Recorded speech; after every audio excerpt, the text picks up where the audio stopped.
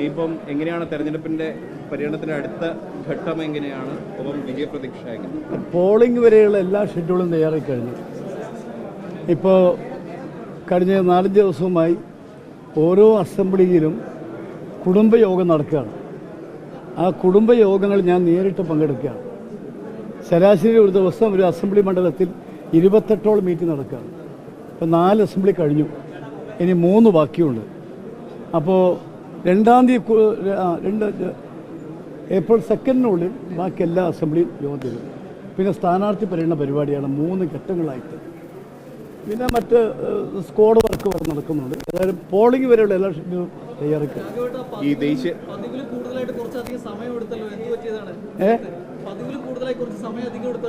അല്ല, അവർ ഒഫീഷ്യൽ വർക്കല്ലേ, അവരെ പ്രോസസ്സിങ് നമ്മളതല്ലല്ലോ. അല്ല, അത് കിട്ടുക അത് അവർ സ്വാഭാവികമാണ്. അല്ല, ഈ പ്രോസസ്സിംഗ് ആണല്ലോ പ്രശ്നം. അവരതിൻ്റെ സമയമെടുത്തു, ഞങ്ങളവിടെ ഇരുന്നു. ഇപ്പോൾ റെസിപ്റ്റുമായി ഞങ്ങൾ മടങ്ങി. ഏതായാലും ക്ഷമയുണ്ട് സ്ഥാനാർത്ഥിക്ക്. അല്ല, മറ്റൊന്ന്, ഈ ദേശീയ നേതാക്കൾ ആരെങ്കിലും കോഴിക്കോട് പ്രചരണത്തിന് വരുന്നുണ്ടോ? രാഹുൽജി വരാൻ സാധ്യതയുണ്ട്, പ്രിയങ്കാജി വരാൻ സാധ്യതയുണ്ട്, AICC പ്രസിഡന്റ് അല്ലേ, അതുപോലെ DK ശിവകുമാർ, അതുപോലെ പിന്നെ തെലങ്കാന മുഖ്യമന്ത്രി, അതുപോലെ തന്നെ കർണാടക മുഖ്യമന്ത്രി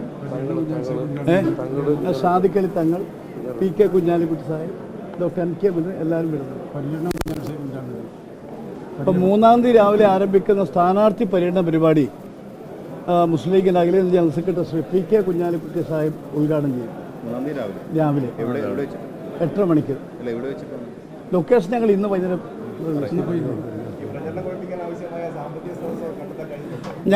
ഞങ്ങൾ വീടുകളിൽ കയറി കാശ് പിരിക്കും.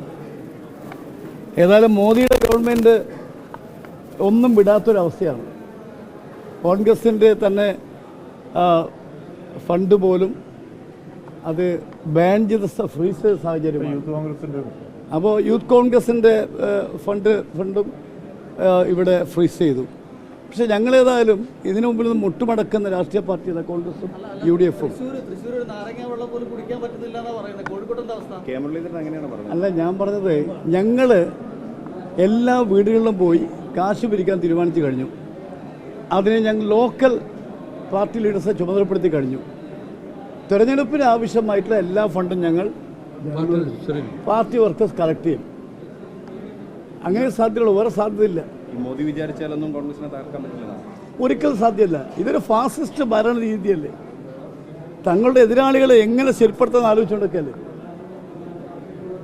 ഞാൻ ഒരു കാര്യം നിങ്ങളോട് പറയാം, എന്തോ ഒരു ആപത്ത് BJPക്ക് വരാൻ വേണ്ടി പോകുന്നു അടുത്ത ഇലക്ഷനിൽ. വാജ്പേയിക്ക് സംഭവിച്ച പരാജയം 2004-ൽ ഷൈനിങ് ഇന്ത്യ എന്ന് പറഞ്ഞുകൊണ്ട് 1 വർഷക്കാലം നിരന്തരം മാധ്യമങ്ങളിൽ പരസ്യം കൊടുത്ത വാജ്പേയി 2004-ൽ പരാജയപ്പെട്ടു. അത് തന്നെയാണ് 2024-ൽ മോദിക്കും സംഭവിക്കുന്നത് തന്നെ. 24